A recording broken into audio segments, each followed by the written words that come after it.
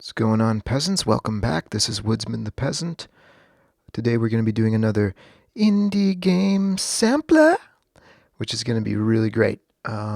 We have a text-based D&D game today, D&D-esque game. I don't want to violate copyright infringements or whatever.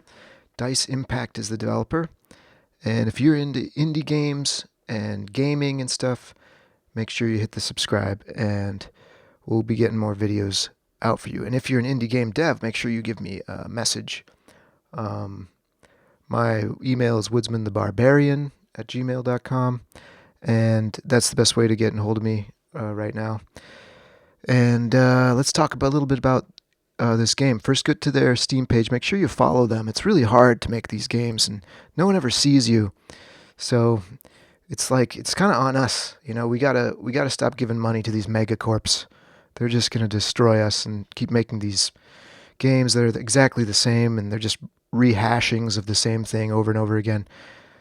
If you want something different, make sure you look at what the indie devs are doing, because nobody ever sees them, and they're magnificent. It's hard to do these things, and there's very little reward on the other side. It's really passion projects, and it shows. So what we have here is the Guiding Spirit by Dice Impact, and this is a D&D-like game, sort of a choose-your-own-adventure path, text-based game, and we're going to get into it right away. And if this is your kind of thing, make sure you hit the subscribe. And and if you're an indie dev, make sure you give me a message so I can do a video about your game, because these indie devs definitely need more exposure. All right, so we're at the main menu here, and the idea is that you make a character in the tavern, and then you go on an adventure with the character, and you can kind of create a bunch of characters, and it'll pick them randomly. I really like random character starts, because it forces you to increase your game knowledge and sort of learn maybe a side to a game where you never really intended to do. So let's check out the tavern for a sec, and I'm going to read it like Deckard Cain. I got some flack before for not properly reading things, and thank you to whoever said that. I appreciate you. I am going to take more time to actually read and not just jump into game mechanics and be like, blah, this model has a lot of vertices, blah, blah, blah. And I'm ruining all the magic. So let's build a character together, and so I'm going to go into my Deckard Cain voice now. The tavern is empty, and the hush of the early morning blankets every corner. Will someone at last grace us with their presence, before the Nemirians descend and lay this place to ashes? The sturdy Levontian innkeeper mutters beneath his twitching moustache, eyes darting nervously toward the shadowed corners of the room. So we are going to... Well, what happens first if we roll character? Because that's sort of what I was talking about kind of generating a character. You've rolled a new character. Click their portrait to view their character sheet, and you can turn these off also, but I'm leaving them on because I don't know what I'm doing. So we got Lynn.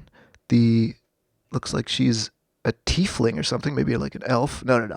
Here's the human ears. We don't know. So let's click. So we got an adventure level 3. Ancestry is an animatic. So and the wolf variety, so she's sort of has some animal stuff going on. Raised by death whisperers. That sounds pretty intense. Pre-story expelled student. She just couldn't pay attention. And aspiration, I want to be famous. Classic aspiration. Classic. Constellation flower. That's pretty cool. And capability traits. She has fur all over her skins. Ears of a wolf. See, I knew she had weird ears. I knew that's what it was. And Lynn's very short. She's a smeller, which is interesting. I wonder if that comes from the flower constellation. And so there's probably some bonuses there. Nematist. I've never heard that word in my life. Lynn's memory surpasses that of the average mind, storing vast amounts of information. So she's got some photographic memory stuff going on. That's cool. I want to Google that word actually later. Agile, so she's dexy. Bad health, so that might feed into her hit points, or it might just be she has worse dice rolls for diseases and stuff. Personality traits, resource manager. inspiring, so that looks like that would be good for a party. Spiritual, drifter. So Lynn can never quite fits in. I know how that feels, homegirl. I know that deal. Savorist. She saves the best for last. Saving the Lucky Charm marshmallows for the last scoop. I know how that goes. Storyteller. Lynn understands that even a poor story can be entertaining if told well. That's very true. Social. Whenever possible, Lynn's blessed. Lynn blends seamlessly into a crowd. Interests in hunting, so she's a hunter. Exaggerator, that's really funny. It's very interesting to see like how are these going to play into our story. Proficiencies. She speaks Common. If you're a D&D or a Pathfinder nerd, you kind of understand what this stuff is already. Amberguard, that's interesting. So she has local knowledge in Amberguard, which I think might be a town. And tribals. Lynn maintains strong bonds and selected tribal communities, earning her trust and respect. Potions. Lysander. Let's see here. So now we have the D&D like skills. I just want to. This is an interesting skill. I've never seen this before. Connections, hunting, blacksmithing. These are all kind of standard. Searching is interesting. Breath holding. I've never seen that before. That's cool. So I think potentially this has a way bigger, cooler list of skills. And I'm just sort of trying to run through them and see the ones that we've never seen. Tumbling. That's interesting. Lynn's ability to land gracefully. So it's sort of like catfall or something like that. Reasoning. I wish I had more of those points myself. These, so we're in descending order, so we're going down. So these are the ones that she's worse in. Concentration, gambling. As far as I'm concerned, the more stuff, the better. So that's really cool. I like that. Astronomy, law. Look at that. I really like that. Self-control. That's interesting too. A lot of cool skills. So let's check out equipment. All right, so we have dagger, common shirt, and common trousers, common boots. Kind of a standard, like, basic, I just started stuff, which probably don't give you a lot of armor and probably don't give you a lot of magical boosts or anything like that. Let's see. So this looks like this is her backstory. And so we'll read this too in our Deckard Cain voice. When Master Fergus, guild leader of Death Whisperers, found an enigmatic child left on the road, he immediately knew he needed to take her into the guild. She soon learned how to take someone out silently. Eventually, she left the organization and set out to forge her own path. Jeez, that's pretty intense. So Death Whisperers sounds like it's sort of a Assassin's Guild type thing. Eventually, she left home to educate herself. She joined the Academy of Grand Arts in Elevar. There's a sour taste in Lynn's mouth when thinking about the place, though. Given her time there came to an abrupt end when she was expelled due to her getting accused of doing a crime she never committed. Fueled by every insult and doubt, she channels her ambition into action. She won't just prove herself wrong. She'll make the whole world remember her. All right, so she's an animatic. She's sort of a wolf-esque individual, which is pretty rad. And so that's that with the character creation. And I'm scared to hit X. I'm afraid it won't save it. So we're gonna hit that instead. So we have her. We can roll a couple more. Ooh, look at her. Ooh, Everend looks like a really like hard ass. You know, look at him. Ooh, we got Theris, and oh god, the hair. So he has probably level 10 hair. And he doesn't have as much level 10 hair, but he's got the attitude though, like Raphael, you know. So this, and we can check him out. This is sort of the summation. I don't want to run through the whole thing with every single one of them. I kind of want to do it with Theris, to be honest. Let's just look at Theris' backstory real quick. Warlock of the Black Tower. I can't remember where to find the backstory now. Theris hails from the White Rock Forest. Being raised by hard-working parents, his father was a lumberjack. They lived in the wilderness, their shelter being a small wooden cottage. While he has great memories of his time, the serene lifestyle he felt it offered was ultimately not for him.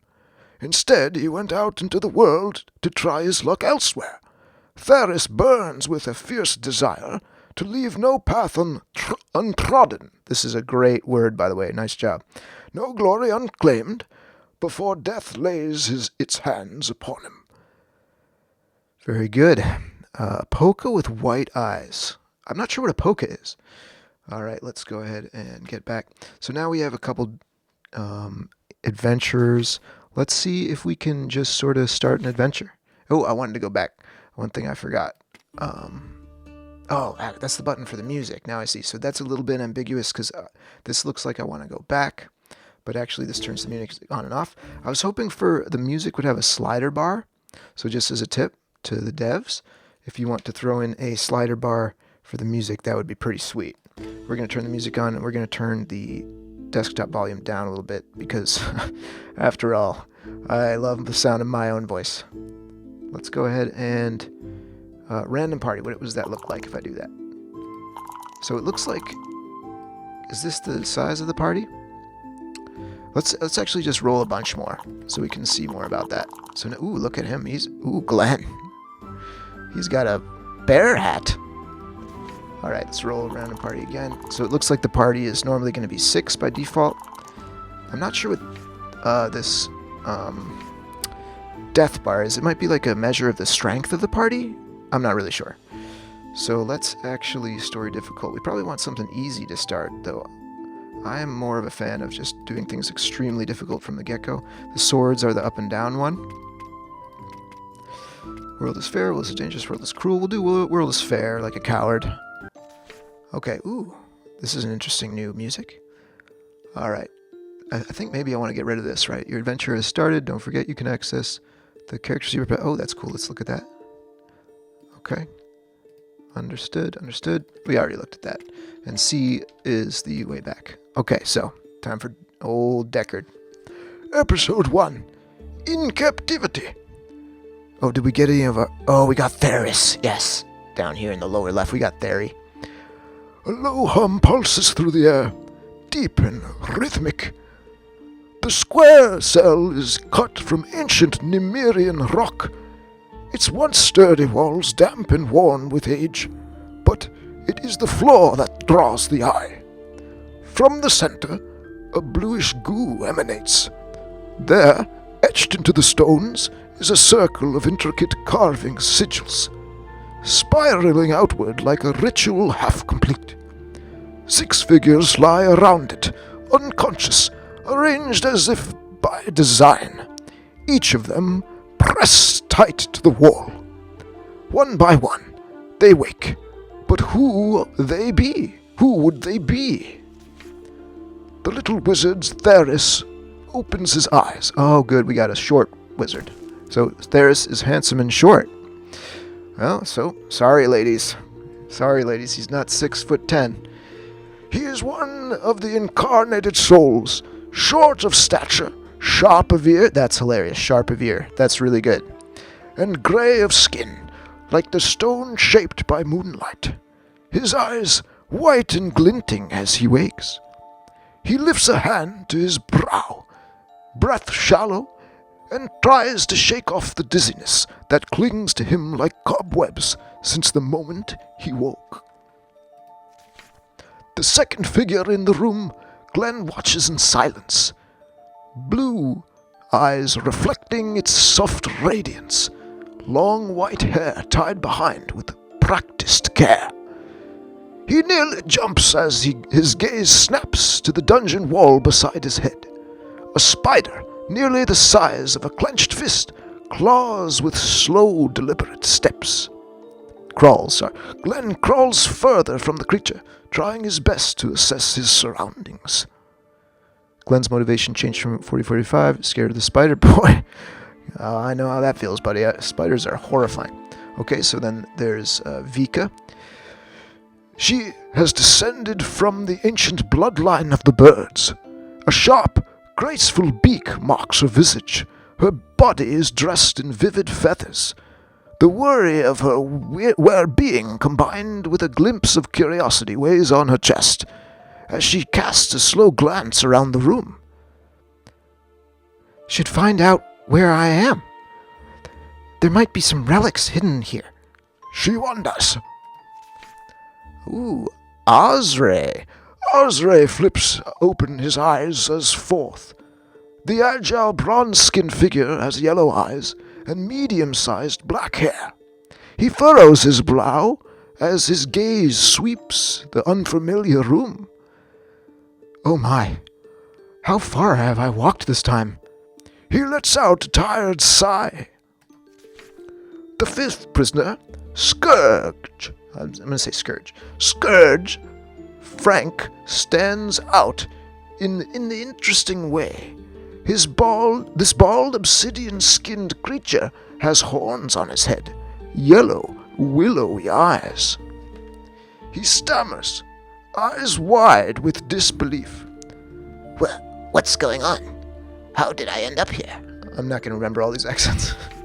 The last figure in the chamber is a buxom mahogany-haired priestess with light brown eyes. Where am I? And how did I get here? The thought skims across the animic's mind like a bird in flight. Journal updated. Captivity.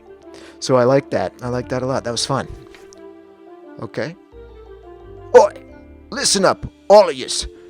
You ought to know this place. Theris folds his arms after brushing loose a strand hair from his face. Very good. I like that because he has glorious hair. And he's going to have sort of a Manchester accent, I think. I've no clue how we've ended up in this hole. Got me trinkets still. Oh no, I'm sorry. He's lowborn. I take that back. I've got no clue how's ended up in this here hole. Got me trinkets still, aye? But me weapon's gone. I'd wager yours been lifted too. He paused for a second, then continues. I was in the forest south of Saphir, see? There was a light, no torch, no lantern. Just sudden flash. Cold and blinding. And then everything went black. And now I'm here with all of you. The Coomer spreads his hands. That's interesting. All right, let's move forward. The Coomer, who's talking? Okay, let's just keep reading. The Coomer says right. Whatever dragged you here, dragged me too. Oh, that was Glenn. Okay, I can't remember this. I'm messing this up. Glenn waves his hands as he speaks, recognizing clear in his voice. We'll give him a Scottish accent. I was on the mission at the time, and then, my mind's not clear. I can't recall what happened after that. Nothing at all, really. It's as if it was just wiped away. Sorry for everyone who's actually Scottish. All right, Frank. Which one was Frank again? Oh yeah, this guy. He's the sneaky guy. I encountered the same fate and observed your expressions. It seems all of us, evidently, a single individual is responsible. Frank adds. I wonder what that is. Oh, that was Theris. Oh, Jesus, I'm botching this. Sorry. Theris points at the carving on the glowing floor. Their eyes drift to the center of the chamber. Oh, this is Deckard Cain. Where the strange blue gluish glow pulses from beneath the floor. The image carved into the stone resembles a vast pane of glass, shattered into jagged fragments, some of which seem to form symbols. Okay, Alfira. Who is this Alfira? Oh, the mysterious one. Oh, this is the buxom one, remember. These symbols, are they keys or seals? Alfira strokes her chin, eyes narrowed. There is an eye there, and a flower. Okay, which one's Glenn? A skull, Glenn adds. Azray, okay, so Azray, I believe, is... I can't remember what we did with him. Azray will be normal. Azray takes his look at the floor. There might be others captured here, not just us. Others still unconscious, or maybe just waking up. We must search for them, quickly. All right, Glenn, the Scotsman. If there are others down here, I wouldn't shed tear for those already dead. Glenn spits, his voice cold as iron and twice as sharp. Azray's face tightens, the shadow of disgust flickering across his features. Disrespect. Glenn's attitude towards Azray changed to 25 because he dislikes heroic thoughts. Disrespect. Azray's attitude towards... Ooh, so even though they're mad at each other, they're very much the same. Alright, apple doesn't fall far from the tree. Alright, which one's Frank again? Oh yeah, the sneaky one. I agree. Others might need help. Frank nods agreeingly. Frank's attitude towards Azray changes from 50 to 75. Ooh, okay, so he likes it. He likes the heroic thoughts, and Azray's attitude from Frank changes from 50 to 75 because he likes to when he supports his heroism. So Azray's sort of the Chad or whatever, or the whatever. He clears his throat and lets his gaze sweep over the others around him. Although, I guess this is still Azray. Although I understand the urgency of our situation, I suppose introductions are in order, as we most probably need to work together to be able to get out of here. Frank Dawson, at your service. Okay, so I messed that up. So one thing for the dev, if you have if you have the name and a semicolon, that would help people understand who's talking, I guess. But it's not that big a deal. I'm really probably enjoying myself a little bit too much. We're on the 22nd minute already. Oh my god. The name. Oh, okay, Theris, and he's lowborn. Remember, the name's Theris. I'm what you call the arcane intellect, he says. Okay, Alfira, the buxom one. The name's Alfira Orathiar, but you can call me Alfira. And then we got Glenn, the Scotsman. Glenn Dawson, on board. The man with the blue eyes crosses his hands. Vika. Ooh, the Tengu, the birdman. I'm Vika, says Vika carefully after a hesitating pause. And then Azray again. My name is Azray. I'm what they call the arcane intellect. Some call us wizards. I wish we could have met in better circumstances. He makes a short but somehow still elegant bow. As their introductions conclude, the unlikely party turns their attention to the cramped cell enclosing them. The cell is 8 feet by 6. The walls loom close, made from thick grey stone. The room doesn't have any windows. The only light source is the glowing floor. The only noticeable way out of the plain wooden door, its surface worn and unadorned, almost blending into the stone walls around it. It stands quiet and unassuming. Theris, who stands closest to the door, steps to it and tries the handle without success. The door is locked. Alright, so we got a locked door here, y'all. Looks like we got a little problemo we gotta solve. And then, you assume they just left it open for us? Azray arches his brows. Frank, which one's Frank? Oh yeah, the sneak. Frank claims, muscles coiling like a spring ready to snap. I will break the door. Stand aside. Permit me to proceed. He approaches the door, planting his shoulder firmly against the worn surface, a sharp tingling through his body, the rush of adrenaline setting every nerve alight, fueling his strength as he braces for the impact to come. Ooh, we got a little bonus here in italics. Frank's motivation changed from 50 to 60 due to an adrenaline rush. Oh yeah, get that adrenaline, baby. Alright, Frank attempts to open the door. This is the first time I've seen this interface. So I think we click here to roll the dice. Ooh, little dice. Ooh, little dice. That makes me excited. All right, we got 4 and 3. Confirm. What is this confirm nonsense? You shouldn't let me cheat. Confirm. The wood groans. Oh man, I'm really enjoying this. I'm a real D&D nerd, so I'm loving this.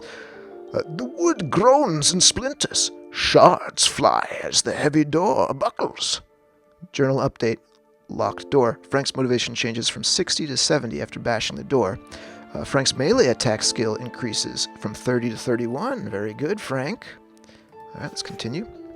All right, the Scotsman. That was some impressive work. Nice skills. Glenn nods respectfully. Glenn's attitude towards Frank changes from 50 to 53 after he successfully found a way out of the room. Okay, so there's a lot of things to talk about right now. So this feels very adventure campaign-y, and I like it. But I really like how it's sort of procedural in a way, where it's sort of like you don't know how they're all going to interact. So like I've randomly generated these characters, and now they're sort of reacting honestly based on who they are, based on their traits, backgrounds, pasts, and all these things. That's what's so cool about games to me. And this is hitting my buttons hard. I really am enjoying this. Beyond the door stretches a seemingly endless corridor, its shadows swallowed by darkness. A single torch hangs from each wall beside the open doorway, flickering weakly, their flames struggling to push back the gloom. The dim light barely reaches beyond the threshold, leaving the path ahead cloaked in mystery and a silent menace. The party stares into darkness. Ooh, our boy, the hare. Theris ponders for a time, then speaks, his voice brimming with excitement. Sorry for my lowborn accent, you guys. I think we could use this darkness and sneak ahead. Anything could be waiting. Beast, blade, or worse. But if we stay unseen, we can hide from it. Vika, the Tengu, averts her eyes. Why would we relinquish sight of our enemy for whispers and shadows? Some things are better observed than blindly pursued. That's very wise. Okay, so Vika chimes in. I agree that we should slip through in complete darkness. Even the faintest light could reveal us. All right, so Vika's going to do a little diggity dice roll here. So it looks like she's going to do a sneak roll. Yeah, here we go. Vika suggests sneak. This is cool. This feels like it's D&D players like making decisions. It's good. All right, roll the dice. Ooh, we got our dice. Ooh, so that's an 8 and a 3. Of course, we confirm it. I'm not actually sure about... Okay, the critical rolls. I wish I was a little bit nerdier for you guys. All right, so... The party heeds Vika's counsel, resolving to tread in silence, shrouded in darkness, lest any light betray them. So be it. Forward we go. Vika's motivation changes from 50 to 65 due to successfully reasoning this skill in the argument. Vika's reason skill increases from 7 to 8. Very good. In agreement, they move ahead in the dungeon, each step a whisper against the cold stone floor. All right, we're going to bump up the music a little bit for dramatic purposes. Darkness presses in, thick as wet as wool. No torch or lantern is lit. All right, so they're in the pitch black now. They go further in. In this part of the dungeon, the rough ground squelches beneath their boots, cold moisture seeping with every step.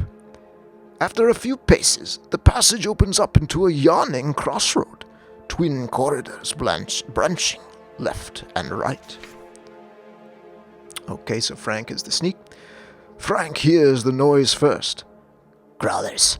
The scourge touches his right ear. Whoops.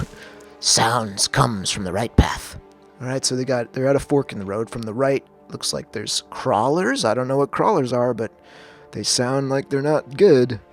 All right, Frank's motivation changes from 70 to 75 because he heard the noise, and his listening skill goes up. That's cool, listening skill. Just as they're about to decide their next move, a sudden chill passes through them.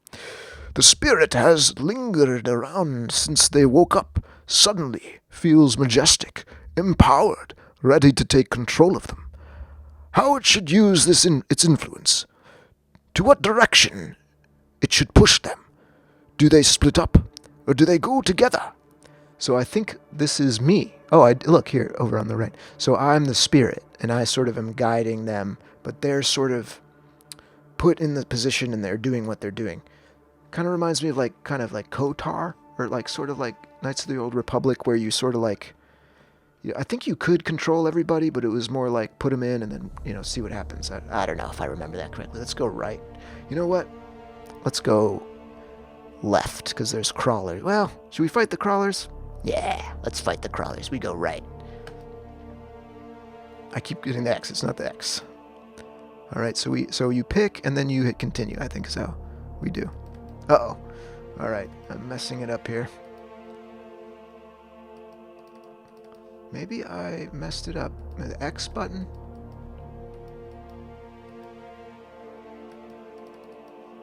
Uh-oh, I think I'm stuck.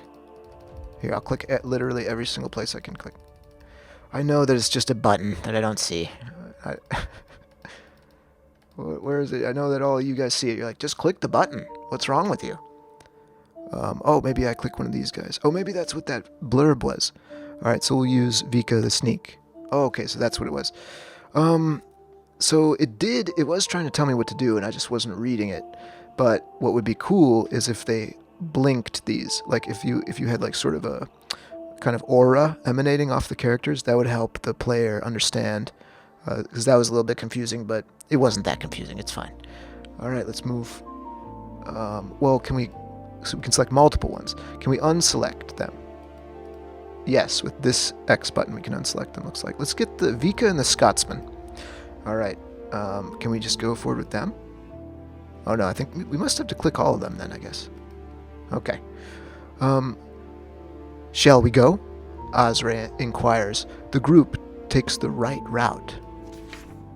As they press on, Alfira sneaks at the front of the line, slowly putting one toe after another.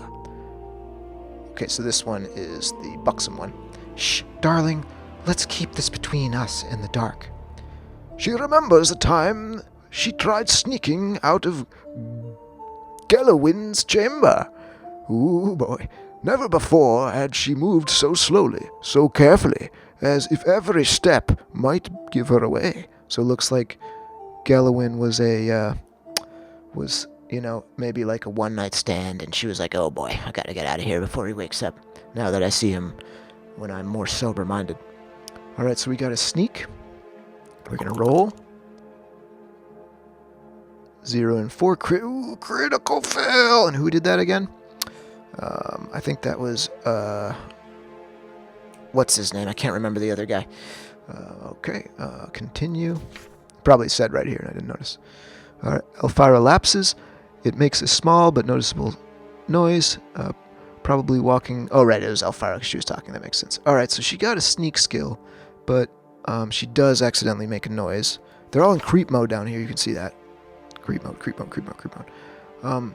They hear a noise all of a sudden, screeching, squeaking, getting louder by the second.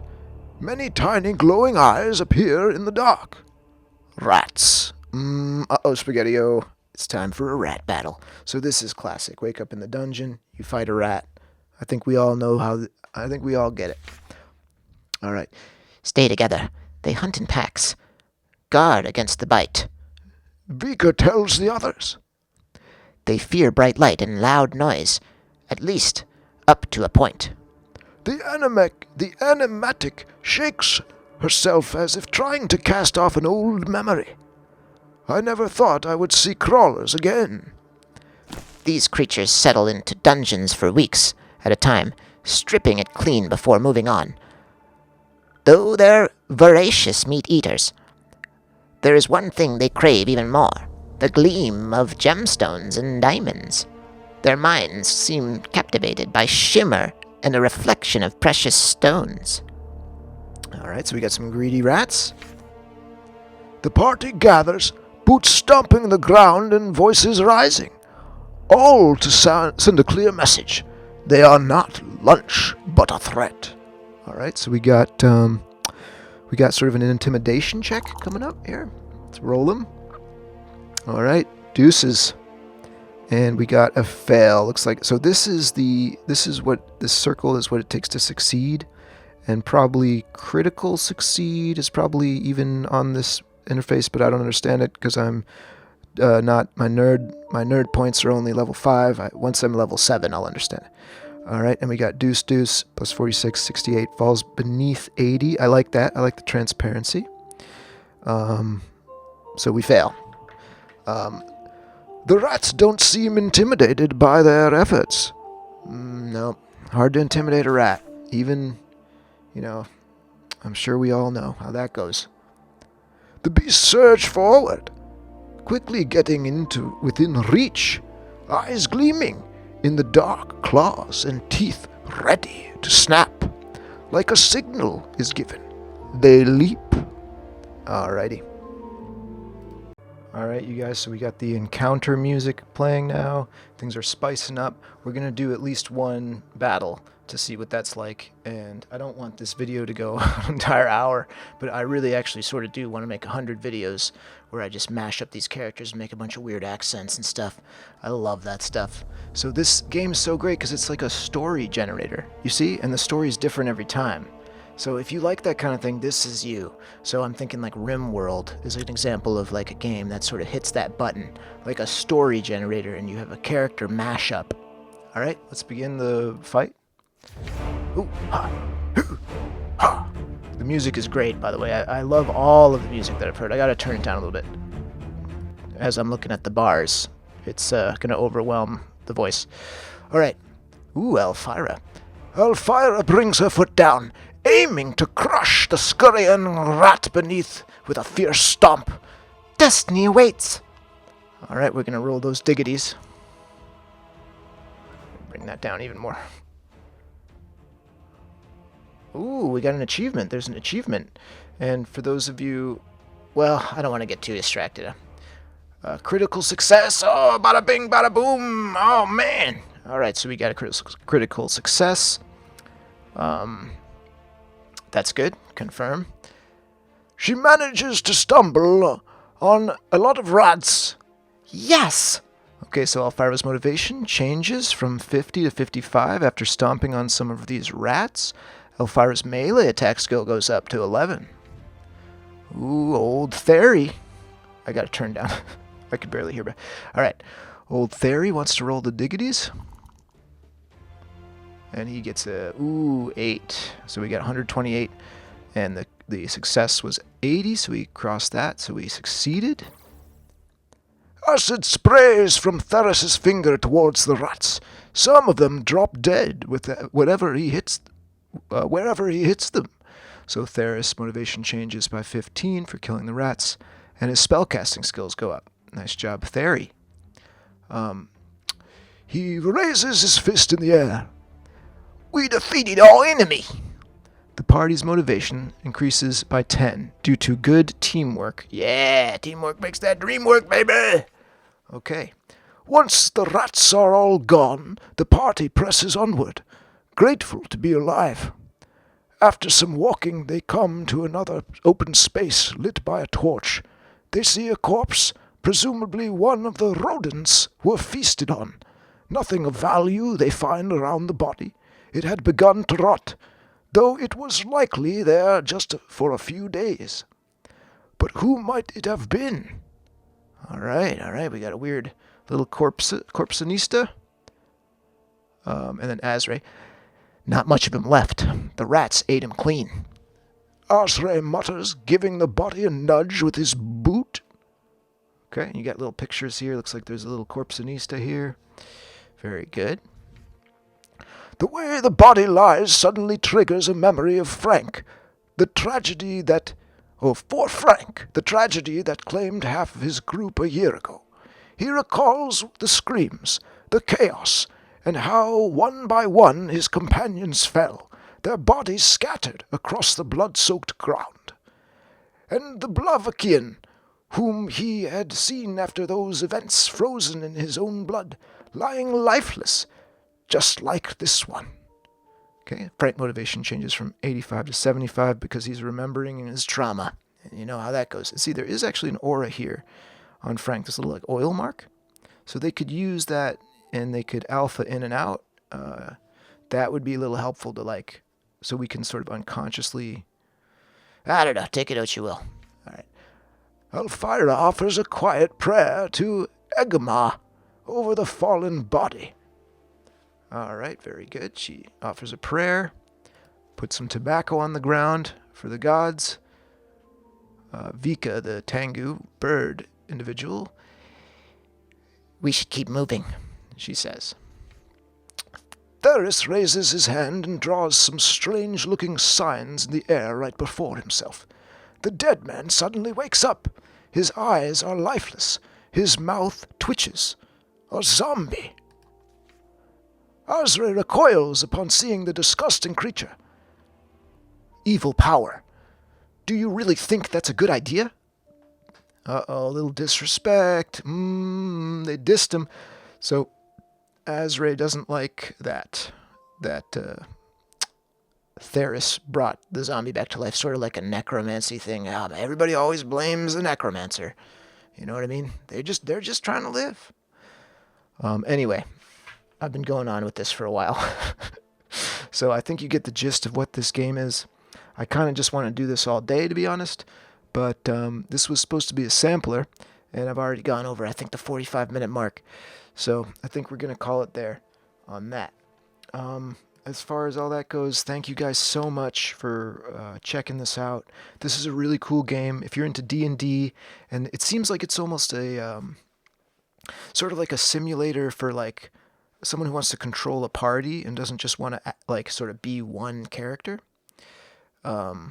This is sort of like what that is. Sort of like a game to be the whole entire party. And that's really cool that they did that. It shows a little bit extra work, and the characters now interact with each other, so it's not just like you're walking through a world and with your one character. And that's really nice. I really like that, the party element. Overall, I love this. I love this game. I would definitely play this. And it's really polished really well. I didn't really see any... I think I was a little bit confused once, but other than that, it was probably my own fault. So really, this is definitely beyond demo stage. This is definitely production ready. So once again, if you want this is the Guiding Spirit. The Guiding Spirit, and definitely one to watch. Make sure you support your indie devs. And this has been another Woodsman the Peasant indie game sampler. If you guys like it, make sure you hit the thumb and subscribe so I can know to make more. And thank you so much to Dice Impact for reaching out. And deucers, you guys. Happy 2026 or whatever year it is. Who knows? We're all a bunch of game nerds. We don't know what year it is. We never go outside. All right, you guys. Peace. This has been another Woodsman the Peasant production. Don't forget to walk softly and carry a big dream. Peace.